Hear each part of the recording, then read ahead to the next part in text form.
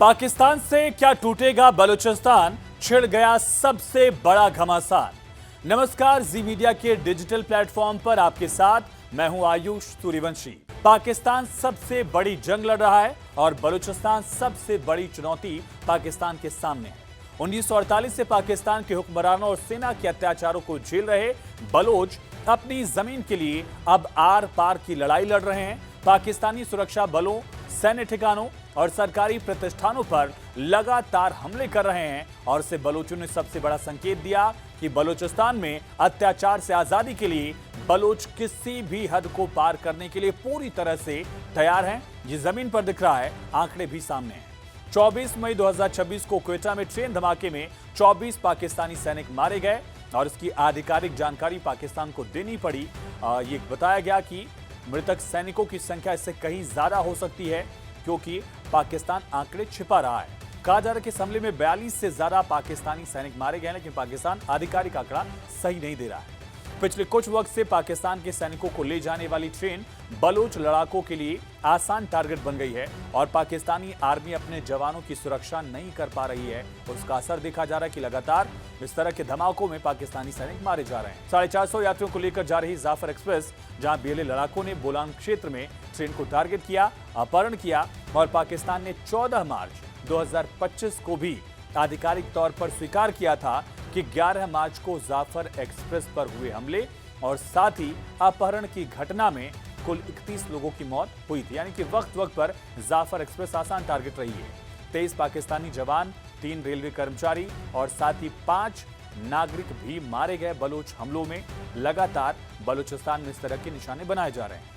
Bloch liberation army BLA ने मई 2026 के दौरान पाकिस्तान में किए गए हमलों का एक बाकायदा रिपोर्ट कार्ड जारी कर दिया है। इस रिपोर्ट में महीने भर के दौरान हुए रणनीतिक हमलों में पाकिस्तानी सेना को हुए नुकसान के बारे में, हमले की प्रकृति और सुरक्षा बलों के यानी कि पाकिस्तानी जवानों के मारे जाने के आंकड़े के साथ पाकिस्तान को हुए आर्थिक नुकसान और सैन्य संसाधनों के नुकसान का भी बीएलए के लड़ाकों ने ब्यौरा दिया है। बाकायदा रिपोर्ट कार्ड जारी किया गया कि पाकिस्तान को डेंट कितना लगा। रिपोर्ट में दावा किया गया जिसके मुताबिक मई 2026 में पाक सेना पर कुल 49 हमले किए गए, जिसमें पाक सेना के 100 जवान हताहत हुए, मारे गए। इनमें 81 जाने गए और लगभग 19 घायल हुए हैं। रिपोर्ट के दावों से यह पता चला कि बलोच लिबरेशन आर्मी के जो अभियान है वो केवल छिटपुट हमलों तक सीमित बिल्कुल नहीं है, बल्कि वो पाकिस्तान की सैन्य और आर्थिक संरचना को व्यवस्थित रूप से लगातार टारगेट कर रहे हैं और उसके लिए पूरा ब्लूप्रिंट उनके पास है। बलोच लड़ाकों द्वारा जारी रिपोर्ट के मुताबिक मई 2026 के दौरान दरअसल 12 सैन्य चेक पोस्ट पर हमले किए गए और साथ ही 4 सैन्य शिविरों को भी बीएलए ने निशाना बनाया। वहीं पाकिस्तानी सेना के 8 सैन्य काफिलों पर भी बीएलए ने हमले किए, घात लगाकर कार्रवाई की गई और बलोच लड़ाकों ने 4 जगहों पर रोड ब्लॉकेड लगाकर भी सुरक्षा बल और सरकारी तंत्र की आवाजाही को दरअसल बाधित किया। हमलों की प्रकृति पर नजर डालें तो रिपोर्ट के अनुसार मई 2026 में 21 हमले भारी हथियार यानी कि हैवी वेपनरी के साथ हुए और इनकी मदद से किए गए। वहीं 4 ग्रेनेड लॉन्चर भी हमले में इस्तेमाल किए गए। 3 खुफिया जानकारी आधारित यानी कि इंटेल भी बीएलए को मिल रहा है और इसके आधार पर भी ऑपरेशंस किए गए। एक आईडी विस्फोट किया गया, साथ ही 5 घात लगाकर एम्बुश लगाकर भी हमले किए गए। एम्बुश अटैक्स में भी पाकिस्तान को लगातार नुकसान हुआ, यहां तक कि 3 स्नाइपर हमले भी किए गए। पोर्ट में पाकिस्तान को हुए आर्थिक और सैन्य संसाधनों के नुकसान को लेकर भी बाकायदा पूरी जानकारी दी गई कि मई 2026 के दौरान सुरक्षा बलों से 13 आधुनिक हथियार भी बीएलए ने छीना, अपने कब्जे में लिया। पाक सेना के 7 सैन्य वाहनों को भी नष्ट किया गया, तबाह किया गया, जला दिया गया। संचार और निगरानी व्यवस्था को निशाना बनाया गया। 4 मोबाइल टावरों को खत्म किया गया, 11 निगरानी कैमरों को ध्वस्त किया गया और इस रिपोर्ट के मुताबिक 3 पाकिस्तानी ड्रोन भी बीएलए ने मार गिराए।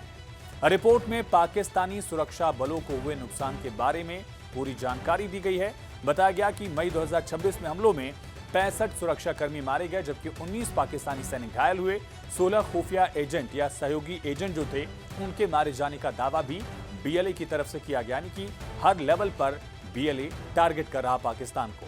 ये रिपोर्ट केवल हमलों और साथ ही हताहत जिनका आंकड़ा भर नहीं देती है, बल्कि ये उस बदलती जमीनी हकीकत की झलक भी पेश करती है जिसे पाकिस्तान लंबे समय से नजरअंदाज करता आया है। बलोच विद्रोही समूह अब छिटपुट प्रतिरोध से आगे बढ़कर एक संगठित और साथ ही व्यापक अभियान चलाते हुए दिखाई दे रहे हैं। बलूचिस्तान के 25 से ज्यादा क्षेत्रों में फैली उनकी गतिविधियां ये संकेत देती हैं कि संघर्ष का दायरा लगातार बढ़ रहा है और ये संघर्ष केवल सुरक्षा बलों और विद्रोहियों के बीच की लड़ाई नहीं है, बल्कि क्षेत्र के एक राजनीतिक भविष्य का भी सवाल बनता जा रहा है।